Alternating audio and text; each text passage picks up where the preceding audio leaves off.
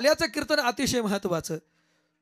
तो ज्ञानी विद्वान उत्तम व्याख्याता यापेक्षा त्यांचं परमार्थातलं योगदान महाराज लक्षात घेतलं जायचं. मला आठवते आमच्या गावात बबन महाराज पायमोडे यांनी जवळजवळ 30 ते 35 वर्ष जागर आणि काल्याची कीर्तनं केली. अधिकार पाहून कीर्तनं दिली जायची. ही काल्याची सेवा महाराजांनी माझ्यावरच्या नितांत स्नेहाच्या कारणानं या ठिकाणी मला दिली असतो. हे सांगत येतो समारोपाचं कीर्तन आहे, कलशस्थानी शोभणारं कीर्तन आहे.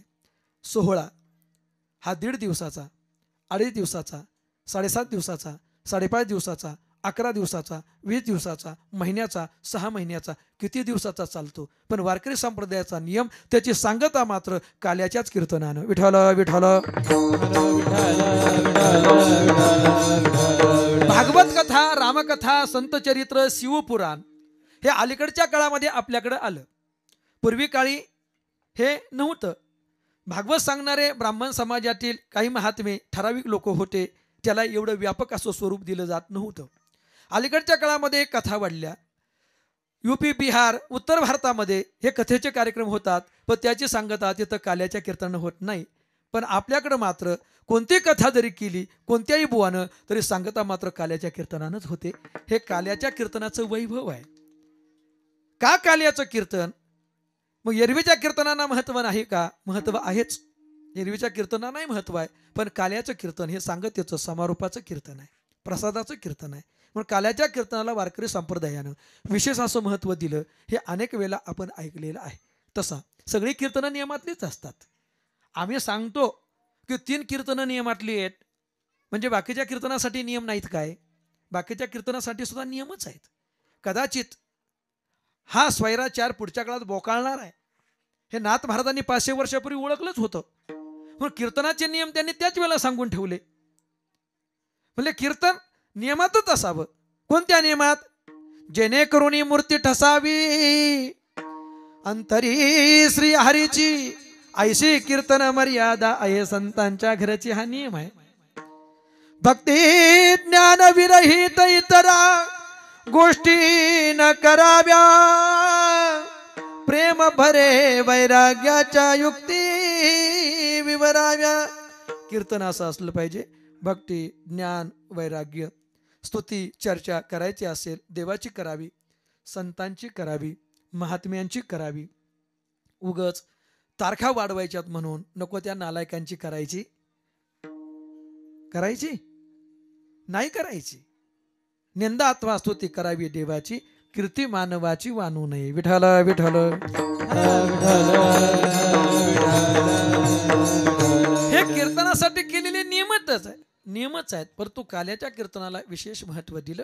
त्याचं कारण हे कलशस्थानी शोभणारं कीर्तन आहे, प्रसादाचं कीर्तन आहे, सांगतेचं, समारोपाचं, पूर्णत्वाचं प्रतीक असणारं हे कीर्तन आहे.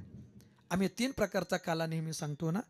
एक श्रेष्ठ काला, एक मध्यम काला, एक कनिष्ठ काला. कनिष्ठ काला कोणता? दहीलाहीचं सेवन करणं प्रसादाच्या रूपानं हा कनिष्ठ काला आहे, प्रतिकात्मक काला आहे. मध्यम काला हा साधनरूप काला सांगितला. हरिनामाचा खिचडी काला प्रेमी मोहिला साधने. आणि श्रेष्ठ काला सांगितला या जीवाचं त्या शिवाशी होणारं ऐक्य, एकत्रीकरण म्हणजेच उत्तम काला आहे. आणि या काल्याचं वर्णन संत महात्म्याने सुंदर केलं. तुका म्हणे काला कोठे अभेद देखीला, कोठे अभेद देखीला, हे कोठे अभेद देखीला. तुका म्हणे काला कोठे अभेद देखीला, कोठे अभेद देखीला, देखीला, अभेद देखीला. प्रतिकात्मक काल्याचं सेवन करत करत साधारण काल्याचं अवलंबन जीवनामध्ये करत असताना शेवटी त्या काल्यापर्यंत पोहोचायचं हे काल्याचं कीर्तन आहे. या जीवाचं त्या शिवाशी ऐक्य म्हणजे जीवाला पूर्णत्व प्राप्त होणं हे काल्याचं स्वरूप आहे खऱ्या अर्थानं. म्हणून काल्याच्या कीर्तनाला विशेष महत्व आहे. त्याला कलशस्थानी शोभणारं कीर्तन म्हणायचे पठाडे महाराज. कलशस्थानी जसं मंदिराचं काम पूर्ण झालंय कुठपर्यंत म्हणणं संभवतं, कलशारोहण होत नाही तोपर्यंत. कलशारोहण झालं, मंदिराचं काम पूर्णत्वाला गेलं. ववऱ्या बांधणं, हॉल बांधणं, बाकीच्या सोयीसुद्धा तो अवांतर भाग आहे. पण मंदिर पूर्ण झालं, कलशारोहण झालं. तसं सोहळा संपला का हो, उत्सव संपला का हो, हे म्हणणं कुठपर्यंत संभवतं? जोपर्यंत दहीहंडी फुटत नाही, काल्याचा प्रसाद भेटत नाही. एकदा काल्याचा प्रसाद भेटला आणि खाता खाता तो म्हणला अजून किती दिवस सप्ताह आहे, तर लोक म्हणते नक्की याला तुर्कस्तानवरून मागवलाय. अरे काला झाला, सप्ताहाला पूर्णत्व, कार्यक्रम संपला. तसं जीवनात काला प्राप्त झाला. आपुले आपण करा सोडवण, संसार बंधन तोडा वेळगी, संसार बंधन तुटलं. या जीवाचं त्या शिवाशी ऐक्य झालं, जीवाला पूर्णत्व. काल्याचं कीर्तन झालं, प्रसाद घेतला, सप्ताहाला पूर्णत्व. हे दोघातली समानता आहे. म्हणून काल्याच्या कीर्तनाला संप्रदायानं कलशस्थानी शोभणारं कीर्तन पूर्णत्वाचं प्रतीक म्हणून विशेष महत्त्व दिलं. म्हणून काल्याच्या कीर्तनासाठी नियम सुद्धा विशेषच आहे. विठ्ठल विठ्ठल. कीर्तनकार किती जरी विद्वान असेल, तो शास्त्री असेल, तो आचार्य असेल, तो पंडित असेल, तो वेदांताचार्य असेल, तो रामकथाकार असेल, तो भागवत कथाकार असेल, तो संत चरित्र कथाकार असेल, तो शिवपुराणकार असेल, तो व्याख्याता असेल, तो शिवायनाचार्य असेल. हा शिवायनाचार्य कोण कुठून आणलंय त्याला मला शोधायचंय. सर्वदर्शनाचार्य. बापरे, हे अवघड पदवी लावली तुम्ही, ते कोणी लावित नाही महाराज. एवढं सोपं आहे काय ते? विठाला विठाला.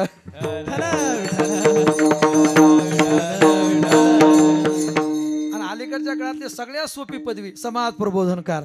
कारण सडका माल चांगल्या किमतीत खपावता येतो त्याच्या नावाखाली. सोपी पदवी समाज प्रबोधनकार. आणि आम्ही काय करतो? ते प्रबोधन करतात आणि आम्ही काय करतो? जाऊ द्यात. कोणी किती मोठा कीर्तनकार असू द्यात, तो आमच्यासारखा छोट्या गाडीतला येणारा असू द्यात किंवा तो मोठ्या गाडीतला येणारा असू द्यात, आमच्यासारखा छोटा असू द्यात किंवा त्यांच्यासारखा. हे अंतर कळालं ना नोटांच्या जाडीचं. पण काल्याच्या कीर्तनासाठी त्याला विशेष नियम आहे. त्यानं काल्याच्या कीर्तनात अवांतर चिंतन मांडायचंच नाही बुवा. त्यानं फक्त एकच करायचं, चरित्र ते उच्चारा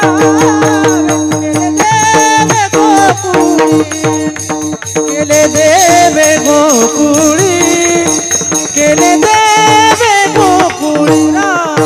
चरित्र ते उच्चारावे केले देवे गोकुळी, केले देवे गोकुळी, केले देवे गोकुळी. भगवान परमात्म्यानं द्वापार युगामध्ये कृष्ण अवतारात गोकुळामध्ये जे चरित्र केलं तेवढ्या चरित्राचा फक्त उच्चार काल्याच्या कीर्तनामध्ये करायचा आहे. हा सर्व कीर्तनकारांसाठी विशेष नियम आहे. या नियमाच्या बाहेर त्यानं जायचं नाही अजिबात. आता म्हणूनच हे काल्याच्या कीर्तनाची सेवा माझ्याकडे असल्या कारणानं बाळक्रीडा प्रकरणातला हा 3 चरणांचा अभंग सेवेकरता निवडलाय जगद्गुरु तुकोबरा यांचा. इथपर्यंत आलो. आता काल्याच्या कीर्तनामध्ये भगवान परमात्म्यानं केलेल्या चरित्राचा फक्त उच्चार करायचा आहे. पण कृष्ण चरित्राचाच का, थोडासा अभंगाच्या अनुषंगाने विचार मांडायचा आहे. अभंगावरती यायचंय, थोडंसं लीला चरित्र आणि कीर्तनाचा समारोप. कारण अनेक साहेबावरती प्रेम करणारी त्यांचे वरिष्ठ अधिकारी मंडळी, त्यांच्या हाताखाली ज्यांनी काम केले असे काही कनिष्ठ अधिकारी वर्ग या ठिकाणी येणार आहे. आता मी त्यांना साहेब नाही म्हणणार, मी तुम्हाला महाराजच म्हणणार. किती मोठी माळी गळ्यात तुमच्या, तेवढी माळ आमच्या सुद्धा गळ्यात नाही. आम्हाला मोठ्या माळी घालायच्या लाजा वाटतात आणि घालायच्या ठरल्या तर आम्ही लोकांना दाखवण्याकरता घालतो वरून एवढाल्या. ते जाऊ द्या, अनेक गोष्टी. आता मी तुम्हाला साहेब म्हणणार नाही, महाराजच म्हणणार. हे सगळी मंडळी येणार आहेत म्हणून त्यांनाही थोडासा वेळ त्या ठिकाणी देणं गरजेचं आहे. म्हणून माझ्याकडे फक्त 1 तास आहे. 1 तासात मला काल्याचं कीर्तन करायचंय. काल्याचं एवढं सोपं नाही ते. गणपतबा जवळेकर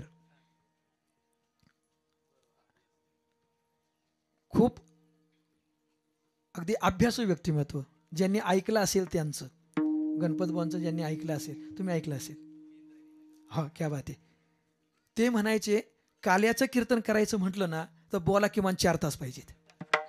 हे त्यांचं म्हणणं. आणि कधीच गणपतबांनी महाराज 3-3.5 तासाच्या आत काल्याचं कीर्तन सोडलं नाही. विठाला विठाला. ती विद्वान मंडळ होती. आमचं टिपणात पाठ केलं, संपलं का जय विठ्ठल. आता काय करायचं? आमचं भांडवल तिथपर्यंत पुरत नसते, म्हणून वेगानं थोडंसं जायचंय, इकडे तिकडे लक्ष नाही देता फक्त माझ्याकडे आता लक्ष देण्याचं काम फक्त तुम्ही करायचे. प्रश्न हा आहे, काल्याच्या कीर्तनात कृष्णचरित्रच का? गर्गाचार्याने गर्गसंहितेमध्ये अवतारांचे 6 विभाग केले, अंश अंशांश कला आवेश पूर्ण आणि पूर्णता. बाकीचे अवतार जरी आम्ही वगळले तो 2 अवतार पूर्ण अवतार सांगितले. तुकाराम महाराज म्हणतात पूर्ण अवतार रामकृष्ण, दुर्जनाचा येणे करुणी संहार, हे 2 अवतार पूर्ण आहेत. नुसते पूर्ण नाहीत, तर या दोन्ही अवतारामध्ये खूप साम्य आहे. राम आणि कृष्ण अवतारात खूप साम्य आहे. काय साम्य आहे? राम अवतारामध्ये मर्यादा पुरुषोत्तम हे ब्रीद लावलेलं असून सुद्धा प्रभू रामचंद्रांनी पहिल्या श्री गणेशाला मारली. ती राक्षसी, नाव काय तिचं? जयललिता.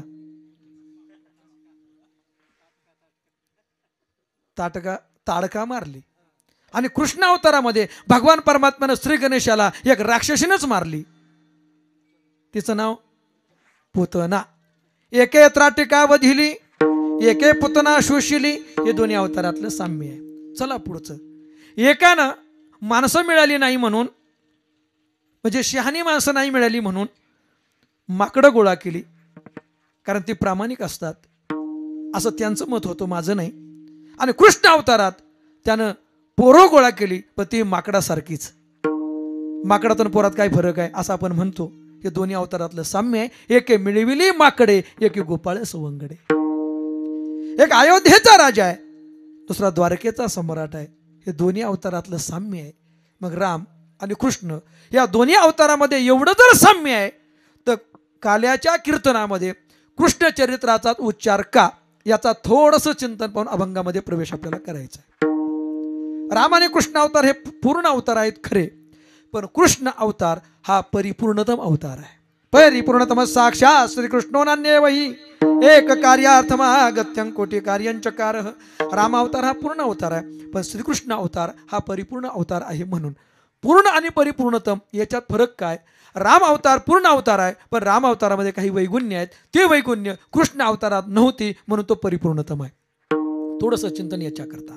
राम अवतार हा पूर्ण अवतार आहे, सर्व कलानिशी सामर्थ्यानिशी अवतार धारण केला खरा, पण स्वतःजवळ असणारं सामर्थ्य स्वतःच्या मनाप्रमाणे वापरण्याचं स्वातंत्र्य राम अवतारात.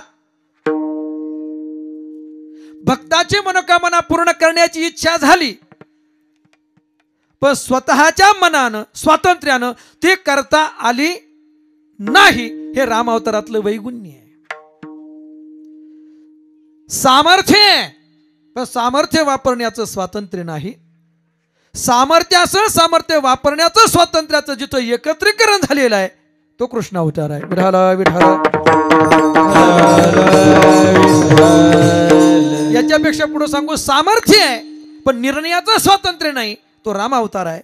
पण सामर्थ्यासह निर्णयाचं स्वातंत्र्य जिथं एकवटलेलं आहे, तो कृष्ण अवतार आहे. उदाहरणं सांगत गेलो तो खूप उदाहरणं सांगत जाईल. एकच उदाहरण याच्याकरता सांगतो. ते भगवान परमात्मा अरण्यात आलेत हे साधूंना कळालं, आणि साधूंनी मीटिंग घेतली. चर्चा याची चालू होती, ज्या वयात लग्न करायला पाहिजे होतं त्या वयात केलं नाही. काळाचा ओघ बदलला, लोक आता मधुकरी वाढत नाहीत, भीक घालत नाहीत, हातानं बनवून खायचं म्हणलं तर किती त्रास होतो हे मला कीर्तन संपल्यावर विचारा. मी 4 वर्ष हातानं बनवून खाल्लं आळंदीमध्ये. रियाज, अभ्यास, चिंतन याच्याकरता वेळ शिल्लकच राहत नाही बुवा.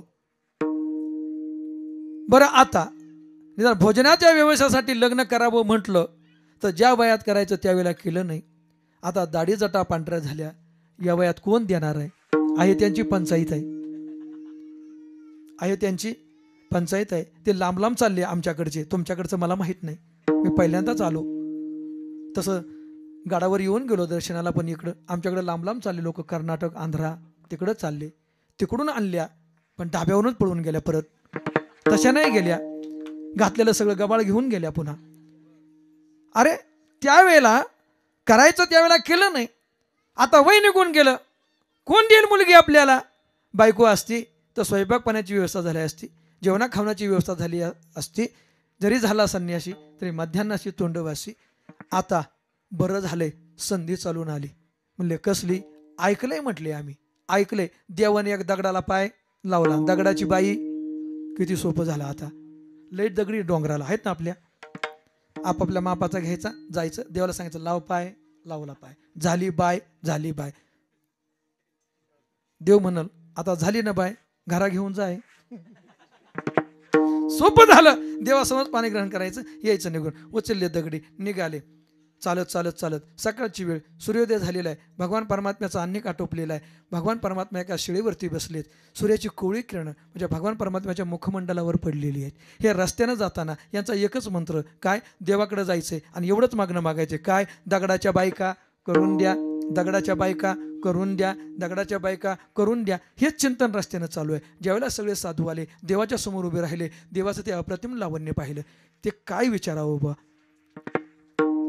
सावळा सुकुमार किंवा राजेश सुकुमार मदनाचा, सावळे रूपडे रूप पाहता लोचनी, सुंदर ते ध्यान पाहिली या वेद लावी. किती प्रमाण सांगू. ते नयन मनोहर भगवान परमात्म्याचं अप्रतिम लावण्य पाहिलं आणि अंतःकरणामध्ये एक सुप्त वासना जागी झाली. उगाच पुरुष म्हणून जन्माला आलो, स्त्री म्हणून जन्माला आलो असतो तर याच्याबरोबरच लग्न केलं असतं.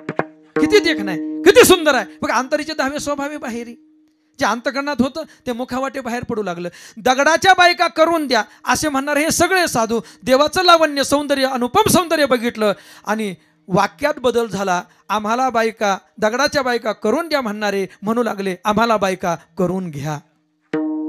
काय म्हणू लागले ते? आम्हाला बायका करून घ्या. देव म्हणले का रे, येता येता तुम्ही डोक्यावर पडले का नक्की तुमच्या गोळ्या संपल्यात? पुरुषासारखे पुरुष तुम्ही आणि आम्हाला बायका करून घ्या असं तुम्ही म्हणता, हे कसं शक्य आहे? ते आमच्यासारखे टिपणं पाठ करून झालेले कीर्तनकार नव्हते बुवा. हात जोडले साधूंनी. देवा शिकविता धनी वेगळाची, साळोखी मंजुळ बोलत असे वाणी. हे सगळं वधून घेणारा सुद्धा तूच आहे आणि तू म्हणतोस ना तुम्ही पुरुष. अरे पुरुष कोण आहे आमच्यात? कोणीच नाही. सगळे काही अंशा सगळे स्त्रियाच आहेत. जगाच्या पाठीवर पूर्ण पुरुष तूच आहेस. परमपुरुष शौर्य, परमपुरुष तूच आहेस जगाच्या पाठीवर. बस आम्हाला बाकीचं माहीत नाही, आम्हाला बायका करून घ्या. देवालाही वाटलं या सगळ्यांचीच इच्छा आहे, हायच खरीच इच्छा यांची, तर काय अडचण आहे. पण देवाच्या लक्षात आलं मी याच अवतारात यांना बायका करून घ्यायचं म्हटलं तर मला शक्य आहे, माझ्याकडे सामर्थ्य आहे. पण मी जन्माला यायच्या अगोदर माझ्याकरता एक राज्यघटना लिहिली एका बुवानं. बोलीला वाल्मिक तैशेची करीनं वर्तोनी दावीनं नामा म्हणे म्हणे नामा. त्यांनी असं लिहिलंय का? ऋषी आले, त्यांची इच्छा जाणून देवानं सर्वांना बायका करून घेतलं. तपासांती कळालं तशी सोय त्याच्यात नाही. उलट त्याच्या विरोधात माझ्यासाठी एक विशेष घटना लिहून ठेवली. एक पत्नी, एक बाणी, एक वचनी, दुसरी करायचा अधिकार नाही म्हणून यज्ञ करत असताना, सीतेला अरण्यात सोडलेली असताना सोन्याची शिता बनवून शेजारी ठेवली. पण दुसरं लग्न केलं शक्य नाही ते सांगितलं. वा वा, वाटतं मला तुम्हाला बायका करून घ्यावं, तुमची इच्छा पूर्ण करावी. पण वाल्मिकीनं तशी सोय माझ्याकरता करून ठेवलेली. भक्ताची मनोकामना पूर्ण करण्याची इच्छा झाली पण करता आली नाही, हे वैगुण्य आहे. मग ऋषींनी विचारलं, साधूंनी विचारलं, देवा आमच्या इच्छेचं काय? सांगितलं चिंता करू नका, इच्छा निर्माण झाली ती पूर्ण करणार, पण या अवतारात नाही. मग म्हणले द्वापार युगामध्ये गोपाळांच्या घरी त्यांच्या मुली बनवून या. काही बरोबर लग्न करील तर काही बरोबर रासलीला. म्हणून हे सगळे साधू त्या जन्मामध्ये साधना करून पुढच्या जन्मात गोपाळांच्या घरामध्ये त्यांच्या पोटी गोपिका म्हणून जन्माला आले. आता कोणत्या साधूनं कोणत्या मंत्राचा जप केला आणि कोणत्या गवळ्याच्या घरी काय नावानं जन्माला आली हे मलाही माहीत नाही. ते टिपण अजून मी पाठ केलं नाही. पण वर्णन आले, पद्मपुराणात आले, विष्णू पुराणात आलेलं आहे, गर्गसंहितेमध्ये आले. हे सगळे साधू पुढच्या जन्मात गोपिकांच्या रूपाने जन्माला आले रासलीलेच्या माध्यमातून. आणि काही जणीवर विवाह करून भगवान परमात्म्यानं त्यांची कामना पूर्ण केली. विठ्ठल विठ्ठल. सामर्थ्य असून सुद्धा भक्ताची मनोकामना पूर्ण करता आली नाही. हे राम अवतारातलं वैगुण्य, हे राम अवतारातलं वैगुण्य. कृष्ण अवतारात तसं नाही. आणखी एक पुढचं सांगू का? राम अवतारात धर्मयुग मानला जातो का? धर्मानं जसं सांगितलं, शास्त्रात जसं सांगितलं तसंच आचरण केलं म्हणून धर्मयुग आहे. या उलट कृष्ण अवतार हा युगधर्म आहे. युगधर्म का? भगवान परमात्म्याने जसं आचरण केलं, आपल्या बुद्धीला पटो अगर न पटो, पण आम्हाला त्याचं वागणं धर्मग्राह्यच होतं, हे आजही मान्य करावं लागतंय. हे कृष्ण अवताराचं वैशिष्ट्य आहे. आता एक साधा प्रश्न तुम्हाला विचारतो. युद्धाचे नियम आहेत. युद्धावर 2 महारथींनी आरूढ व्हायचं नाही. रथाच्या खाली असणारा महारथी त्याच्यावर आक्रमण करायचं नाही. निशस्त्र झालेला महारथी त्याच्यावर आक्रमण करायचं नाही. हे नियम आहेत युद्धाचे. पण मला सांगा, पितामह भीष्माचार्यांना, गुरुवर्य द्रोणाचार्यांना आणि दानशूर कर्णाला भगवान परमात्म्याने कसं मारलं? अधर्मानच मारलं ना, अधर्मानच मारलं, नियम मोडून मारलं. पण त्यांना मारण्यासुद्धा देवानं धर्माचंच पालन केलं किंवा रक्षण केलं. हे आजही आम्हाला मान्य करावं लागतं. हे कृष्ण अवताराचं वैशिष्ट्य आहे. जे केलं ते धर्म संरक्षणाकरताच, हे आजही आम्हाला मान्य करावं लागतं. एक पुढचं वाक्य सांगू, थोडं धाडसानं बोलतो. पहिली पत्नी जिवंत असताना आणि वंशवृद्धी झालेली असताना हिंदू धर्मामध्ये दुसरा विवाह करणं हे महापाप आहे. विठ्ठल विठ्ठल. आता याच्या पुढचं सांगू, वंशवेल वाढलेली आहे, मुलगा मोठा झालेला आहे, तो आजान नाही, तो नेनता नाही, तो मोठा झालेला आहे आणि पत्नी वारली तरी त्या पुरुषाला दुसरं लग्न करण्याचा अधिकार नाही. हे हिंदू धर्मशास्त्र सांगतंय. ते महापाप आहे. मूल आजान असेल, त्याला आईची गरज आहे किंवा वंशवृद्धी झालेली नाही, त्याकरता किती विवाह करण्याची परवानगी शास्त्राने दिली. पण वंशवृद्धी झाली, मुलगा सज्ञान आहे, पत्नी वारली, दुसरं लग्न करणं, दुसरा विवाह करणं, दुसरी पत्नी करणं हे महापाप आहे. या पठ्ठ्याने किती केल्या? 16,108. पण 16,108 जणीबरोबर त्याचा विवाह हे सुद्धा धर्माचंच रक्षण आहे. हे आजही आम्हाला मान्य करावं लागतंच. हे कृष्ण अवताराचं वैशिष्ट्य आहे. आता ते का मान्य करावं लागतं हे जर ऐकायचं असेल तर परत कुठली तरी तारीख द्या.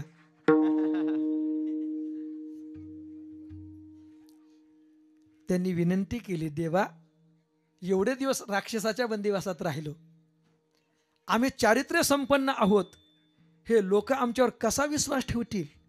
अरे एखादा बुवा जर आळंदीमध्ये माऊलींचं दर्शन करून पिंपळाला प्रदक्षिणा घालत असेल आणि त्याच्याबरोबर एखादी स्त्री जर दिसली तरी लोक संशय घेतात. ते असं म्हणणार नाही ही त्याची बहीण असेल. तर आम्ही याच्या बंदिवासात एवढे दिवस राहिलो, आमच्या चारित्र्यावर लोक का संशय घेणार नाहीत? कोण आमच्याशी विवाह करणार? समाजामध्ये आम्हाला मानाचं स्थान मिळणार नाही. देवा अवहेलना होईल आणि कळत न कळत आमचा पाय घसरण्याची शक्यता आहे. कोणीतरी आमच्याकडे वाकड्या डोळ्यानं बघण्याची शक्यता आहे. देवा मग आम्हाला समाजामध्ये मानाचं स्थान मिळावं असं जर तुला वाटत असेल तर एक विनंती आहे, आम्हा सगळ्या जणीबरोबर तुला विवाह करावा लागेल. म्हणजे का? तर देवाची बायको म्हणून वाकडी तिरपीनं जर कोण आमच्याकडे पाहण्याची कोणाची हिंमत होणार नाही याच्याकरता, आणि देवाची पत्नी म्हणून समाजात मानाचं स्थान मिळेल याच्याकरता म्हणून त्यांच्याशी केलेला विवाह 16,108 हा सुद्धा धर्मरक्षणार्थ आणि धर्मग्राह्यच आहे. हे आजही आम्हाला मान्य करावं लागतंच. हे कृष्ण अवताराचं वैशिष्ट्य. विठ्ठल विठ्ठल. भगवान परमात्मा जसा वागला, जसं आचरण केलं त्याला आम्हाला धर्म मानावा लागतो किंवा आम्ही मानतोच. हे कृष्ण अवताराचं वैशिष्ट्य. बोलत गेलो तर कितीतरी उदाहरणं सांगेल. याच्या पुढचं जर सांगायचं ठरलं तर भक्ताची मनोकामना पुढच्या अवतारावर टाकलीच नाही बुवा. एक सांगू का? अनेक अवतारामध्ये अनेक वचनं दिली, अनेक ऋण स्वीकारली. ती सगळी ऋण कृष्ण अवतारात भगवान परमात्म्याने त्याची परतफेड केली. कृष्ण अवतारात नवीन असं एकही ऋण स्वीकारलं नाही की ज्याची परतफेड करण्याकरता अवताराला यावं लागेल. आणि म्हणून तुकोबांनी सुंदर प्रमाण लिहिलं, ऋण फेडावया अवतार केला आणि अविनाश आला आकाराशी. एकही ऋण शिल्लक ठेवलं नाही. पुढच्या अवतारावर एकही ऋण नाही ठेवलं. भक्ताच्या मनात इच्छा निर्माण झाली त्याच अवतारात पूर्ण केली. नाहीतर पळून जा म्हणून अर्जुनाला का सांगितलं असतं? कारण देवानं विचार केला असता का नाही, आज जर मी समजा याला पळून जा म्हटलं तर पुढच्या काळात असाच प्रघात पडत राहील. तो पडलाच ना, तो पडलाच ना. अलीकडे अवघड होत चाललं का नाही दिवसेंदिवस सगळ्या गोष्टी. अगदी भक्ताची मनोकामना त्याच वेळेला पूर्ण केली. अवास्तव बोलून या ठिकाणी वेळ घेत नाही. कृष्ण अवतार हा परिपूर्णतम अवतार आहे. म्हणून काल्याच्या कीर्तनामध्ये कृष्ण चरित्राचा फक्त उच्चार करायचा आहे, आचार करायचा नाही. विचार तर अजिबात करायचा विचार करून काही होत नाही, विचारानं बुद्धिभेद होतोय महाराज. म्हणून तर पाठीमागच्या काळात एक लेख आलता, कोणाचा होता मला त्याचं नाव माहीत नाही. तो म्हणाला कृष्ण एक नाही 3 आहेत. म्हणजे गोकुळामध्ये गवळणींच्या खोड्या काढणारा राधाकृष्ण, कंसाला मारणारा श्रीकृष्ण, आणि उद्धवाला भागवत आणि अर्जुनाला गीता सांगणारा योगेश्वर कृष्ण. विठाला विठाला.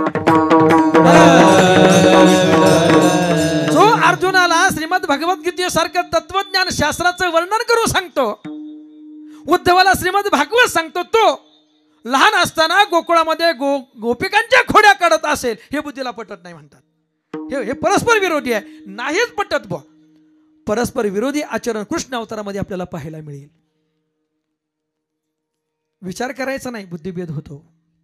आचाराच्या तर भानगडीतच पडायचं नाही. मी आता सांगितलं 16,108 त्यानं केल्या, मग मी दुसरी केली तर काय फरक पडतो, असं जर आम्ही म्हणू लागलो तर आमचे पठाडे महाराज विनोदाने एक गोष्ट सांगायचे. पठाडे कोण? वैकुंठवासी कीर्तन केसरी नामदेव महाराज पठाडे. क्या बात आहे. विठाला विठाला.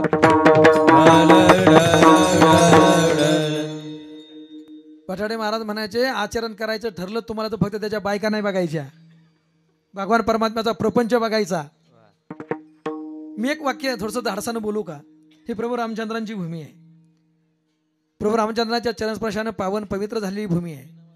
आम्ही असं म्हणतो प्रभू रामचंद्रांचा गृहस्थाश्रम श्रेष्ठ आहे. अजिबात नाही, अजिबात नाही. गृहस्थाश्रम श्रेष्ठ असेल तर माझ्या कृष्णचंद्रांचा आहे. विठाला विठाला.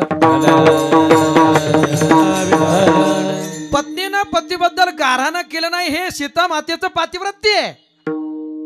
पतीची कोणतीही चूक त्यांनी काढली नाही, हे त्यांचं पातिव्रत्य आहे. पण प्रभू रामचंद्रांचा गृहस्थाश्रम श्रेष्ठ जर म्हणावं तर काही चूक नसलेली आणि आज्ञादिव्य करून घरात आणलेली आपल्या प्राणप्रिय पत्नीचा एकाच्या निंदेस्तव जे त्याग करतात त्याला आदर्श गृहस्थाश्रम कसं म्हणावं? आचार योग्यच आहे.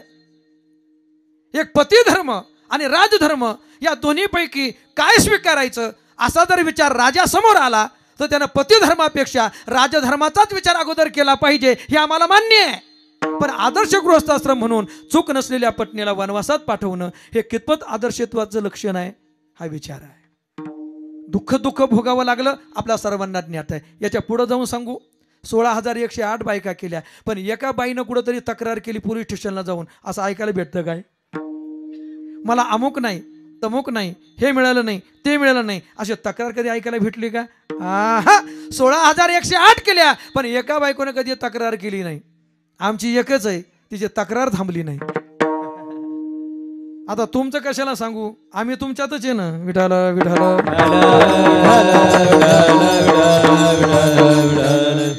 मला सांगा, जसं लग्न होऊन ती घरात आली आणि आपली अर्धांगिनी झाली नव्हे, अर्धांगिनी नव्हे या शरीराची मालकीन झाली, तेव्हापासून मागं लागलेला आणा अजून तरी संपलाय का?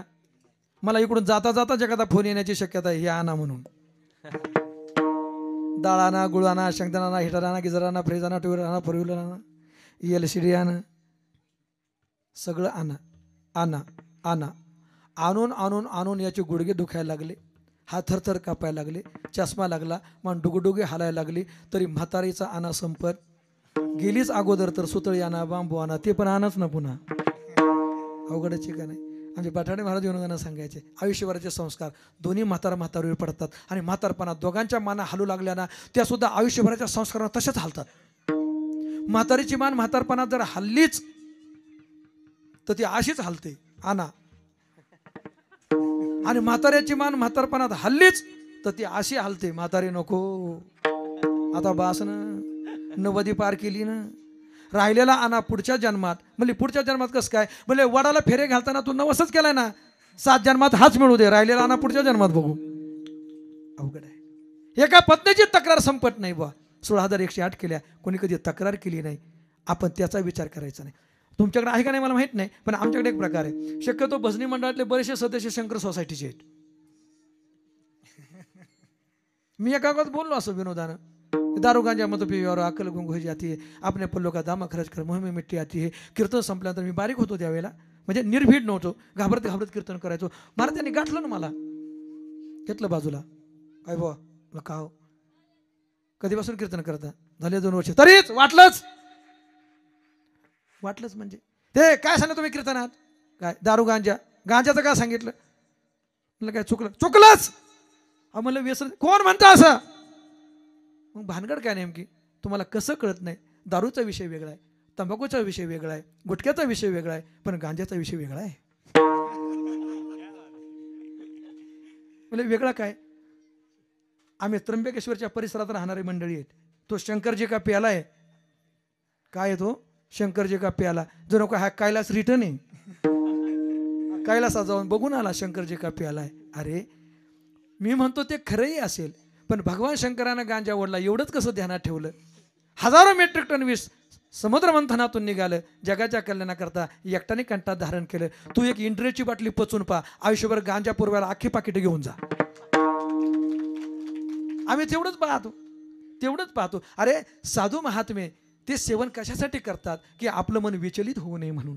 आम्ही त्याचं व्यसनात रूपांतर केलं आणि त्यांच्याशी आम्ही बरोबरी करतो. पूर्णतः चुकीचं आहे. विठाला विठाला. आचार करायचा नाही, विचार करायचा नाही, करायचा तो फक्त उच्चार करायचा आहे. ते पण चरित्र ते उच्चारावे, केले देवे गोकुळे. आता भगवान परमात्म्याने अगणित चरित्र केलं. गोकुळात केलं, वृंदावनात केलं, मथुरेमध्ये केलं, द्वारकेमध्ये केलं. त्यापैकी गोकुळातल्या चरित्राचा बरं, गोकुळामध्ये काही भगवान परमात्म्याने कमी चरित्र केलं नाही, खूप चरित्र केलं गोकुळामध्ये सुद्धा. मग काल्याच्या कीर्तनामध्ये गोकुळातल्या तरी कुठल्या चरित्राचा उच्चार काल्याच्या कीर्तनात कीर्तनकाराने केला पाहिजे? याचंच उत्तर तुकोबरायांनी अभंगाच्या पहिल्या चरणात. हे चरित्र केले नारायणे, हे दसे चरित्र केले नारायणे, हे चरित्र केले नारायणे, हे चरित्र केले नारायणे, हे दसे चरित्र केले नारायणे, हे दसे चरित्र केले नारायणे, हे दसे चरित्र केले नारायणे, हरि बोल, हे दसे चरित्र केले नारायणे, राखता गुतने राखीता, राखीता बोलाने राखीता, माझी वाणी तुझे वर्णी गुणराम, माझी वाणी तुझे वर्णी गुणराम, वर्णी गुणराम. तुम्ही आम्ही खेळीमेळी गदारुळी आणा, एकट्याला ताण नको म्हणून म्हणलं आपलं उरकून घ्या पटकन. व्हायरल आहे थोडंसं, मग अशा आपण बोलल्याप्रमाणे सगळ्यांना त्रास होते सध्या घशाचा, आणि त्याच्यात थोडं सिस्टीमचं आहे ऑपरेटिंग. लाईट मला वाटतं कमी पडते, हे त्याचं उत्तर आहे. विठाला विठाला नाही, शक्यतो असं झाल्यावर सिस्टीमवाले तसंच म्हणतात लाईट कमी आहे. तुम्ही सोडून फक्त मला अजून 1 तास कीर्तन करायचं. विठाला विठाला नाही, मला अनुभव आहे, कारण मी स्वतः ऑपरेटिंग करतो दिंडीतलं सगळं सिस्टीमचं. ताकद कमी पडली तिकडे काय इकडे ताकद कमी पडते, आवाज वाढला का हविंग मारतं. मग विठाला विठाला काय नाही, तुम्ही माझ्यावर नाराज होणे म्हणून तुमच्यासाठी फेकलेला गोळी आहे, याच्यापेक्षा काय नाही वेगळं. थोडं विनोदानं बोलतो, स्पष्ट बोलतो, जाऊ दे.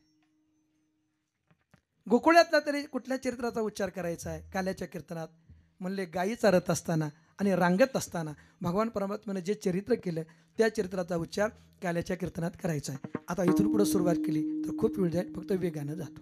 भगवान परमात्म्यानं अगणित चरित्र केलं. वसुदेव देवकीच्या पोटी अवतार घेतला का? पाठीमागच्या जन्मात दिलेला आशीर्वाद आहे, पाठीमागच्या जन्मातलं ते ऋण आहे. आणि आणखी एक सांगू का, देवसुद्धा आणि संत कुठंही अवताराला येत नाही. देवसुद्धा कुस पाहूनच अवतार घेतो, संतसुद्धा कुस कुळ आणि देश पाहूनच अवतार घेतो. पवित्र ते कुळ पावन तो देश.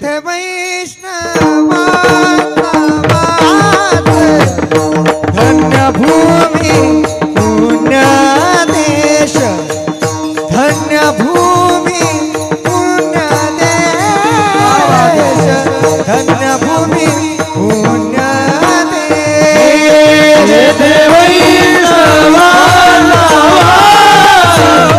धन्य भूमी पुण्य देश, धन्य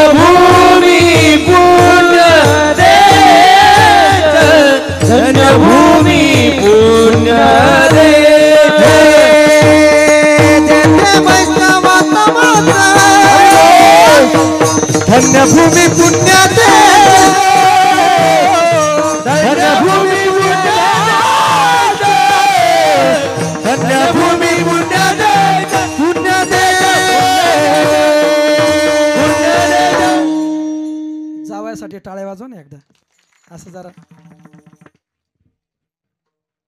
तुमचे जावई म्हणून नाही टाळ्या वाजवायला सांगितल्या की योग्य वेळेला अतिशय सुंदर प्रमाण दिलं म्हणून टाळ्या वाजवायला सांगितल्या कारण सध्या अशा प्रमाणाचं प्रमाणातच राहिलं नाही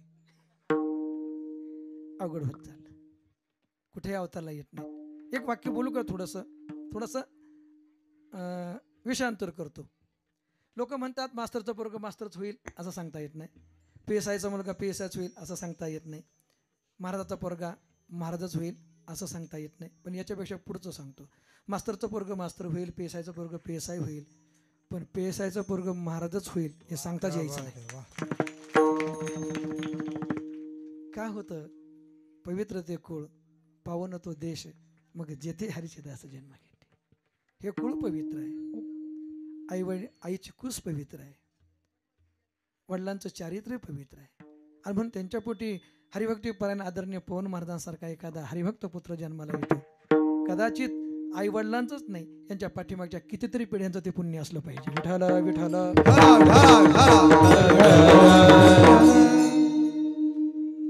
बाळू महाराज आता हा गुळ नाही फेकला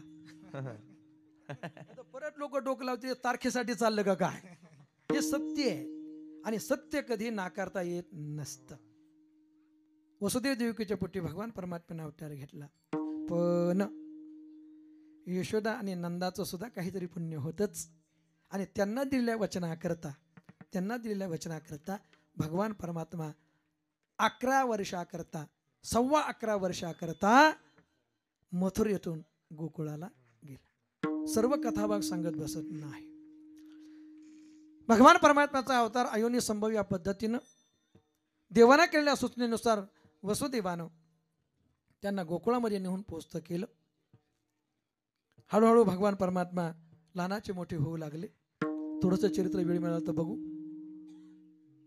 सवंगण्यात खेळू लागले खेळता खेळता चोऱ्या करू लागले गायींच्या मागे जाऊ लागले यमुनेच्या वाळवंटामध्ये गोपाळाबरोबर खेळ खेळू लागले खरं सांगू का माझ्या घरी येतो दही देतो लोणी चोरतो घरात नासाडी करतो म्हणून गवळणी गाराणी सांगायला येत होत्या असं प्रथमदर्शनी जरी संतांनी चित्र मांडलं असलं तरी त्याच्या पाठीमागची महत्वाची भूमिका हा जास्त काळ आमच्या बरोबर इथं गोकुळात राहणार नाही आहे हा कधीतरी गोकुळ सोडून कधीतरी जाणारच आहे याची कल्पना अंतःकरणात असल्या कारणानं जोपर्यंत तो इथं आहे तोपर्यंत नित्य रोज त्याचं दर्शन आम्हाला घडावं ही त्याच्या पाठीमागची सुप्त भावना गोपिकांच्या अंतःकरणातली आहे आपल्या भक्तीनं आपल्या सौंदर्यानं आपल्या चांगुलपणानं अरे गोप गोपी यांना देवानं वेड लावला असेल याच्यात काय नवल आहे गोरा वासरांना सुद्धा वेड लावलं विठाला विठाला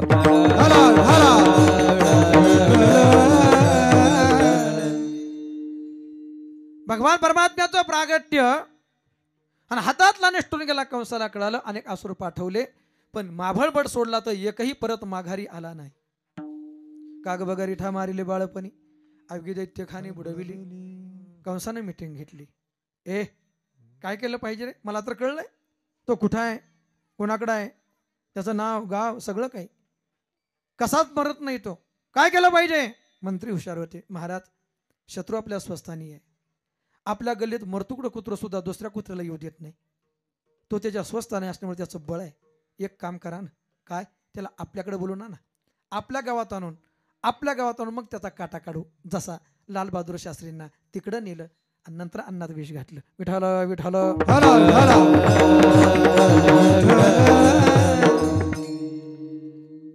सभा बरखास्त झाली कंस हुशार होता राजाच होता महाराज विचार केला काहीतरी बिघडलंय थोडं विठाला विठाला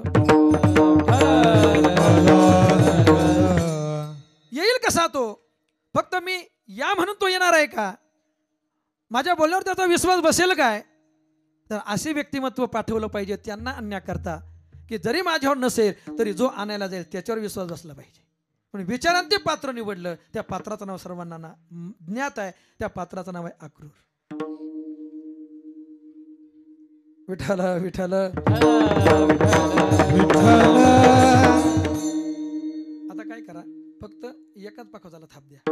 वाजवताना दोघंही वाजवा, पण थाप एकानेच हाना. विठ्ठल विठ्ठल. आपल्याकडे 15 मिनिटं शिल्लक आहेत. वेगात जायचंय. मला थोडी खून करा मंडळी आल्यानंतर, आणि येणार असतील तर थोडी खून करा. काही नाही, माझं कीर्तन म्हणजे मारुतीचं शेपूट आहे. लांबा म्हणलं का लांब उडून, आखडा म्हणलं का आखडलं, काही अडचण नाही. आणि काल्याचं कीर्तन आहे ते. आता माझ्याकडे लक्ष द्या सर्वांनी. अक्रूर जी महाराज, कळलं मला, कृष्ण हा वसुदेव देवकीचा पुत्र आहे. मग आपली इच्छा काय? मी धनुर्यज्ञ करतोय. मला माहित झालंय ना, आता माझा भाचा त्या धनुर्यज्ञाच्या निमित्तानं मथुरेत आला पाहिजे, एवढी इच्छा आहे. त्यांना घेऊन येण्याची जबाबदारी तुझी. अक्रूरजीने विचार केला, का बोलावतोय, कशासाठी बोलावतोय हे न कळण्या इतपत अक्रूर मूर्ख नव्हता महाराज, अजान नव्हता. ओळखलं याची योजना काय आहे, पण काय करावं, जाऊ का जाऊ नये. एक विचार केला, हा वसुदेव देवकीचा 8वा मुलगा असेल तर हा भगवान परमात्माचा अवतार असेल तर मला चिंता करायचं कारण नाही. पण किमान नसेल तर एक नाहक जीव याच्या कपटाला बळी पडेल. किमान मी जाऊन सावधान केलं तर त्यांचा जीव तरी वाचेल. हा विचार मनात घेऊन अक्रूरजी रथ घेऊन निघाला. यमुना मैया पार केली आणि रथाच्या खाली उतरला. आपल्या पायातली पादत्र काढली रथामध्ये ठेवली. सायंकाळची वेळ, दिवसभर गोचारण करून गायींच्या मागं भगवान परमात्मा आपल्या घराकडे निघून गेलेला आहे. आणि गायींच्या मागं चालत असताना वाळवंटात भगवान परमात्म्याची छोटी छोटी पदचिन्ह उमटलेली आहेत. अक्रूराचं लक्ष गेलं. पदचिन्हावरचे शंख आणि चक्राची चिन्ह बघितली आणि अक्रूरानं ओळखलं, हे तर माझ्या भगवंताचे पदचिन्ह आहेत. आणि काय केलं अक्रूरानं, त्या पदचिन्हांना साष्टांग दंडवत घातला. अक्रूरे घातिले लोटांगण,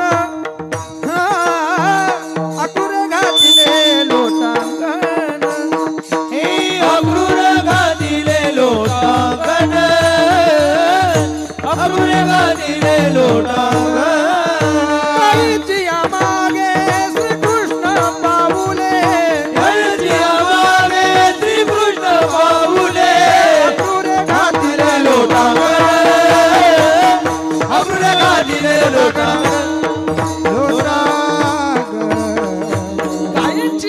श्रीकृष्ण पावले. अक्रूरनं लोटांगण घातून ओळखलं, हाच भगवंताचा अवतार आहे.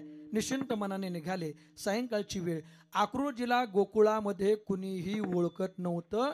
जे मथुरेला जाणारे गवळी सोडले तर, त्यात तुम्ही सुद्धा असताल बरं का. गवळी खरंच असताल तुम्ही, त्याच्यात असताल म्हणून इथं आहात. तुम्ही जर तिथं नसता तर आता इथं नसतात आणि तुमच्यासाठी हा कार्यक्रम नसता. विठ्ठल विठ्ठल.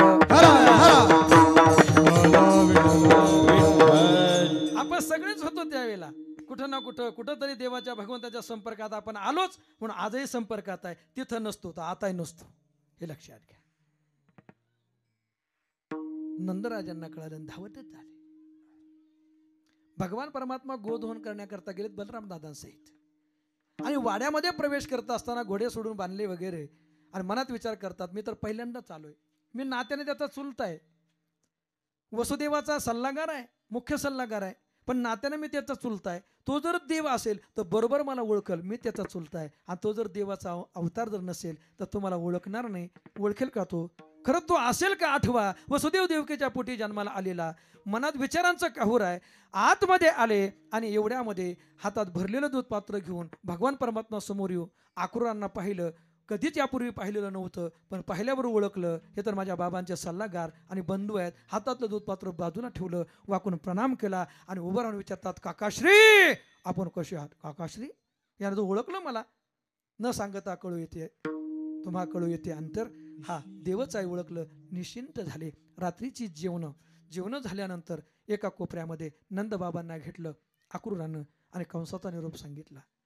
हा कोण आलाय हे नंदराजांना यशोदेला सांगितलेलं, पण हा कंसाचा मंत्री, वसुदेवाचा मंत्री अचानक आला कशा करता आणि एकांतात काय बोलतायत नेमकं? स्त्रियांना थोडी सवय असते. भाऊ आला आणि बहिणीला काही न म्हणता मेवण्याची गाठ घेऊन जर गुप्तगू करू लागला तर ती विचार करते मनात, नक्कीच हा उसनं काहीतरी मागायला आला, हा किती मागतोय ते दाराच्या उभं राहून ऐकते, 10 मागतोय का 5 मागतोय का 20 मागतोय, कानाला दरवाजाला कान लावून उभी आहे. आणि अक्रूरजी सांगतायत, नंदराज तुम्हालाही माहित आहे आणि मलाही माहित आहे कान्हा कृष्ण कोणाचा मुलगा आहे. कळालं कंसाला, हा वसुदेव देवकीचा मुलगा आहे, ते त्याचे जन्मदाते, तुम्ही त्याचे पालित माता पिता आहात, म्हणून धनुर्यज्ञाचं निमित्त करून आमंत्रण पाठवलंय. माझा नाईलाज आहे नंदराज, उद्या सूर्योदयाबरोबर कुठल्याही परिस्थितीत कृष्ण आणि बलराम या दोघांना मला घेऊन जाणंच भाग आहे. विठ्ठला विठ्ठला. बारकाईनं ऐकायचंय, ऐका. 11 वर्ष पोटचं लेकरू म्हणून या भगवान परमात्म्याचा संभाळ आई बनून माता यशोदेनं केलाय, तिला आज समजतंय की हा माझा नाही देवकीचा पुत्र आहे. त्या यशोदेला काय वाटलं असेल. माझ्या जीवनातला एक प्रसंग सांगतो. माझा मुलगा लहान असताना झाल्याबरोबर ते डिलिव्हरीला वेळ लागला, बाळू महाराजांची पोटात गेली, त्याचा निमोनिया तयार झाला आणि केमला तो ॲडमिट होता 20 दिवस. सुखरूप आता व्यवस्थित आहे. ते मी आत भेटायला ते दिवसातून एकदा सोडायचे. मी आत गेलो की ती बारीक छोटी छोटी 5-6 दिवसाची पोरं, मला सगळी पोरं सारखी दिसायची, सगळी पोरं सारखी दिसायची. फक्त आमच्या आडनावाची चिठ्ठी लावलेली रासकर म्हणून आम्ही ओळखायचं आहे आपलंच आहे. आणि आता पाठीमागे कोरोनाच्या काळात जरा निवांत होतो घरी. एक दिवस मला बाळू महाराज सहज विनोद सुचला आणि मी माझ्या पत्नीला म्हणलं, का रे मी भेटायला गेलो का सगळी पोरं मला सारखी दिसायची, न जाणो आपल्या पोराची जर आदला बदल झाली असेल तर. आपलं गेलं दुसरं कोणाकडे तरी आणि त्यांचं आलं आपल्याकडं. आणि आज त्यांना समजलं हे पोरं आपलं नाही, आपलं रासकर महाराजांकडे आहे, रासकर महाराजांचं आपलं आहे. तर आपण एक काम करू, त्यांचं त्यांना देऊ आणि आपलं आपण घेऊ. म्हणून ते आपलं पोरग ज्याला 9 महिने 9 दिवस पोटात वागवलं, तू अंतकाच्या वेदना सहन करत जन्माला घातलं, ते घेऊन आले आपल्या घरी आणि आपल्या दोघांना सांगितलं, महाराजींबाई हे तुमचं आहे, ते आमचं आहे. आदला बदल झाली 12-13 वर्षापूर्वी, आता तुमचं तुम्हाला घ्या आणि आमचं आम्हाला द्या. असं जर घडलंच समजा तर तू काय करशील. बाळू महाराज मी विनोदानं बोलून गेलो, पण पुढचा प्रसंग आहे का. वाक्य पूर्ण झालं माझं, ही कल्पना आहे. वाक्य पूर्ण झालं माझं आणि वाक्य पूर्ण झाल्याबरोबर बायकोच्या डोळ्याला धारा लागली. ती एक वाक्य बोलली, ते मला इथं सांगायचं. ती काय म्हणाली माहित आहे, 9 महिने 9 दिवस या पोटात मी याला वागवलं का त्याला मला नाही माहीत, पण 13 वर्ष काळजाच्या तुकड्यासारखं मी ज्याच्यावर प्रेम केलं, मला फक्त एवढं माहित आहे ते माझा आहे आणि जीव गेला तरी मी त्याला परत देणार नाही. हे व्यवहारातली गोष्ट आहे, ही सत्य घटना मी सांगितली. व्यवहारात त्याला 13 वर्ष सांभाळलं, आपल्यासारखे सर्वसामान्य वर्गातली एक स्त्री जीव गेला तरी मी त्याला परत देणार नाही म्हणते. जगाचा मालक 11 वर्ष जिच्या दारात जिच्या घरात 11 वर्ष राहिला आणि 11 वर्ष अजाणतेपणानं माहीत नसताना पोटच्या लेकरासारखं प्रेम ज्या यशोदीनं केलं आणि 11 वर्षांतर तिला समजलं की कृष्ण माझा नाही देवकीचा पोरगा आहे. त्या यशोदेच्या अंतकरणावर काय कोसळलं असेल. विचार करण्यासारखी गोष्ट आहे. खाली बसली, धारा लागल्या डोळ्याला, पण सत्य नाकारता येत नसतंय. कृष्ण बलराम नंदराजाने हाक मारली, बाबा उद्या अक्रूरजी बरोबर जायचंय, महाराजांचं आमंत्रण आहे. जी बाबा. लवकर झोपा, लवकर उठा. जी बाबा. निघाले, आपापल्या शेणकक्षामध्ये झोपले. अक्रूरजी नंदराज झोपण्याकरता निघून गेले आणि मैया यशोदा दुःखाचा आवेग आवरला आणि मनाची एक विचार करते, सत्य नाकारता येत नाही, तो देवकीचाच आहे, मी तर त्याची पालित माता आहे. माझा गैरसमज होता, मी त्याची जन्मदाती आहे. उद्यापासून हे नयन मनोहर रूप माझ्या दृष्टीला नाही पडणार. आज जावं, त्याला डोळे भरून बघावं, त्याचं मुखमंडल आपल्या डोळ्यामध्ये साठवावं, या हेतून निघाले. भगवान परमात्मा झोपलेत, पण झोप कसली ती.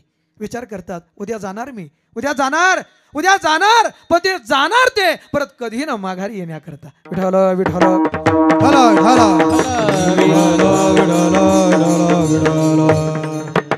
जवळ आली, डोळे मिटून पडलेले फक्त भगवान परमात्मा. एकटक भगवान परमात्म्याच्या मुखारविंदाकडे पाहते. हलकेच उशी अशी आली आणि कळत न कळत प्रेमानं तिचा हात भगवान परमात्म्याच्या कृष्ण कुंतल केसावरून फिरला. उद्यापासून हे नयन मनोहर रूप दृष्टीस पडणार नाही या कल्पनेनं मन व्याकुळ झालं आणि अंतकरणातली व्याकुळता डोळ्यातल्या अश्रूंच्या द्वारे बाहेर पडली आणि ते 2 थेंब भगवान परमात्म्याच्या कपाळावर. डोळे उघडले. मैया एवढ्या मध्यान्ह रात्री उठून बसले. नाजूक हाताने डोळ्यातले अश्रू पुसले. का रडतेस? कशा करता? कृष्णा, आकृती आलाय रे नेण्याकरता, तुला घेऊन जाणार आहे उद्या. ज्याला माहित आहे उद्या जे जाईल ते परत कधीच ना माघारी येण्याकरता, पण आपल्या वेड्या आईची वेडेपणा न देऊ समजूत काढतो. आई मग रडण्यासारखं काय आहे ग? दिवसभर काही चारायला जातोच होतो ना, सायंकाळी घरी येतोच होतो ना, उद्याही जाईल. राहील दिवसभर आणि दिवस मावळायच्या आत संध्याकाळी परत माघारी येईल. आंबरडा फोडला यशोधेनं कृष्ण, माझा राजा, माझा अंतकरण सांगतं रे, उद्या जाशील ते परत कधी ना माघारी येण्याकरता. निघून आली. रात्रभर जागी आहे. कधी रडते, दुःखाचा आवेग आवरते. पहाटे स्नान केलं, सुंदर स्वयंपाक देवासाठी तयार केला. पहाटेच आज सूर्योदयाबरोबर जायचंय. भगवान परमात्म्याला स्नान घातलं, पोशाख परिधान करवला. सगळ्यांचं अन्निका आटोपली. बसा, चला जेवून घ्या, जेवून घ्या. जेवायला पंक्ती बसल्या. येव्हाना दहीभाताचा काला ताटामध्ये घेऊन पाठीमागं धावून धावून त्याच्या मुखात भरवायची गरजच पडत नव्हती आता कृष्णाच्या. खाऊ लागला स्वतःच्या हातानं. आज जेवायला बसला, पण आज यशोदा त्यांच्या पात्राजवळ बसलेली आहे. ताटाला पाणी फिरवलं. उजव्या हातानं कवळ उचलणार एवढ्या डाव्या हातानं उजवा हात देवाचा पकडला आणि यशोदा म्हणते, कृष्णा मला माहित आहे रे, मी तुला जीव घालायची आता आवश्यकताच राहिली नाही. स्वतःच्या हातानं तो व्यवस्थित जीव लागलाय, पण माझी इच्छा आहे मी माझ्या हाताने भरो का रे माझ्या राजा. आवडेल का रे तुला? आई आवडेल का असं काय विचारतेस? थांब ना, कदाचित हे भाग्य मला उद्यापासून नाही मिळणार. स्वतःच्या उजव्या हातानं भगवान परमात्म्याच्या मुखारविंदात घास भरवते आणि डाव्या हातानं पदरानं आपल्या डोळ्यात अश्रू पुसते. हा हा म्हणता अनेक आटोपली. रथाला घोडे झुंपले. आकृती काय करू लागले? दिवस मध्यान्नाला येऊ लागलेला आहे. आठवा लवकर, निघालं पाहिजे, गेलं पाहिजे. एवढ्यात वार्ता गोकुळामध्ये पसरली. आकृजी आलेत, रात्री मुक्कामी आलेत, मुक्कामासाठी आलेत आणि आज कृष्ण बलरामांना घेऊन जाणार आहेत. हा म्हणता सगळं गोकुळ आणि नंदबाबाच्या वाड्यात गोळा झालं. तुफान गर्दी बघितली. आकृजी घाई करू लागले. ऐका, एका बाजूला नंदराज उभे आहेत, एका बाजूला मैया यशोदा उभी आहे. भगवान परमात्मा आले. नंदबाबांच्या पायाला हात लावला, हात जोडले आणि म्हणतात, बाबा बाबा बाबा निघालो, येतो. नंदराज होते महाराज, ज्ञानी होते, वृद्ध, सर्व दाढी केस डोक्याचे पांढरे झालेले. येतो म्हणून हात जोडलेला बघितला भगवान परमात्म्याचा. दोन्ही हातानं देवाचे हात हातात घेतले आणि नंदराज म्हणतात, कृष्णा कृष्णा माहीत आहे रे मला तू कोण आहेस. जगाचा मालक, या विश्वाचा करता धरता तू आहेस, पण जगाचा मालक माझ्या घरात, जगाचा बाप माझ्या घरात माझा मुलगा बनून आलास आणि तुझं बाप होण्याचं भाग्य मला दिलंस. कृष्णा, बापाच्या अंतकरणानं रागावलं असेल, बापाच्या अंतकरणानं मारलं असेल. जाता जाता वृद्ध नंदाची एवढीच विनंती आहे, माझे सगळे अपराध पोटाला घाल कृष्ण, घालशील का रे माझ्या राजा. नंदबाबाने जोडलेले हात आणि आसून भरलेले नयन बघितले आणि भगवंताला एक कळेना की आपल्या या पित्याची समजूत कशी काढावी. निघाले. दगडाच्या पुतळ्यासारखी उभी आहे, दगडाच्या पुतळ्यासारखी. माझं सर्वस्व हरपलं, मी भनंग भिकारी झाले, माझं सर्वस्व लुटलं गेलं. शून्यात नजर लावून दगडाच्या पुतळ्यासारखी धावत आले. भगवान परमात्मा पायाला स्पर्श केला, हात जोडले. मैया मैया निघालो निघालो मैया. भानावरच नाही, खांद्यावर हात ठेवला, गदगद हलवलं. मैया निघालो. डोळे उघडले आणि समोर भगवंताला जसं बघितलं तसं ओढलं, छातीला लावलं, कडकडून आलिंगन दिलं आणि टाव फोडला. मैया यशोदेना कृष्ण, कृष्णा माझ्या राजा. स्वप्नात कल्पना केली नव्हतीस रे तो माझा मुलगा नसेल म्हणून. स्वप्नात स्वप्न पडलं नसेल मला. सत्य नाकारता येत नाही. तो देवकीचा पुत्र आहे, मी तर तुझी पालित माता आहे. कृष्णा कृष्णा आईच्या अंतकरणानं रागवले असेल, आईच्या अंतकरणानं गवळणीच्या खोड्या केल्या म्हणून मारलं असेल, आईच्या अंतकरणानं तुला उखळाला बांधून ठेवला असेल, मला माहीत नव्हते रे, मी तुझी पालित माता आहे, नाही तर एवढा अन्याय तुझ्यावर कधीच केला नसता. कृष्णा कृष्णा ह्या वेडे आईला, ह्या वेडे यशोदेला क्षमा करशील का रे? ह्या सगळ्या घटना तू विसरून जाव्या अशी माझी विनंती आहे. काय बोलावं भगवंताला समजेना. आई मैया असं का गं बोलतेस कृष्णा? मी असं म्हणणार नाही, सगळ्या घटना तू विसरून जा. फक्त एक घटना माझी सर्वात नावडती आहे, तेवढी विसरण्याचं वचन मला दे, म्हणजे मला असं वाटेल माझ्या सर्व अपराधाबद्दल तू मला क्षमा केलीस. विठ्ठला विठ्ठला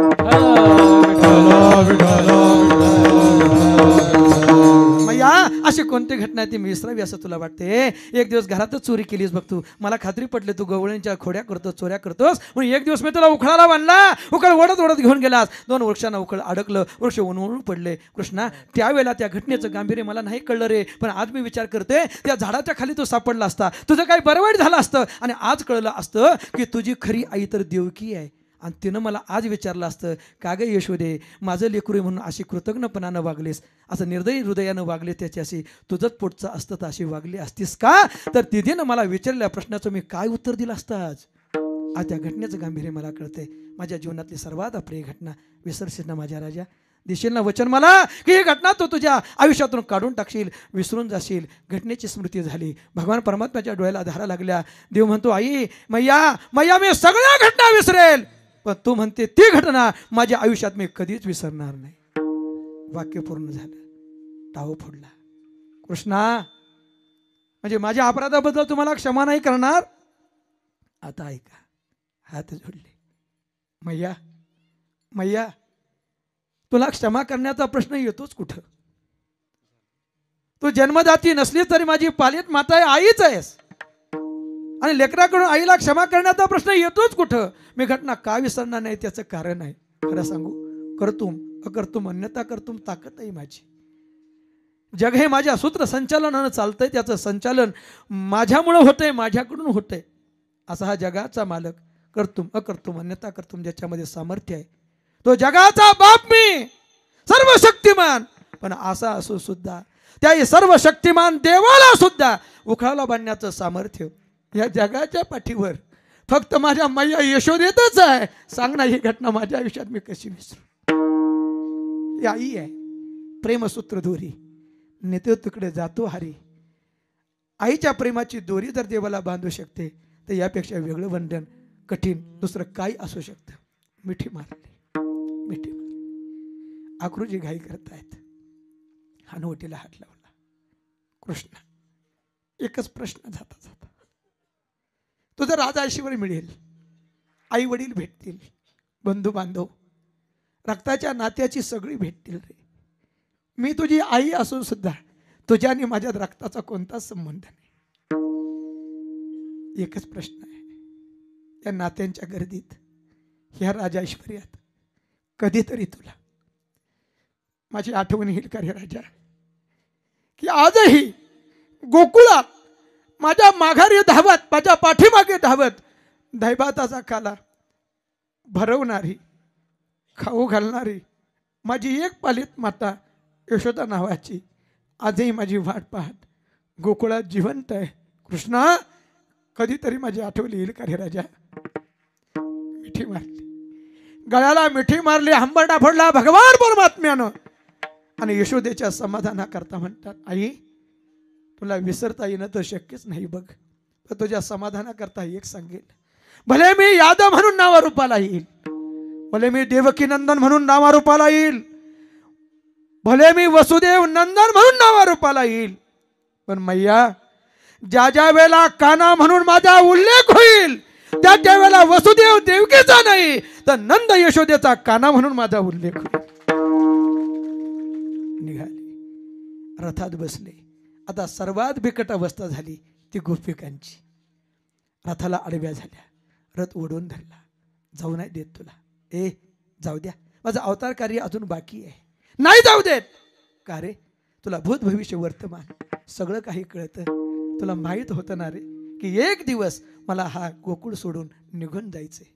देवानं हात जोडले, होकार अर्थीमान हलवली.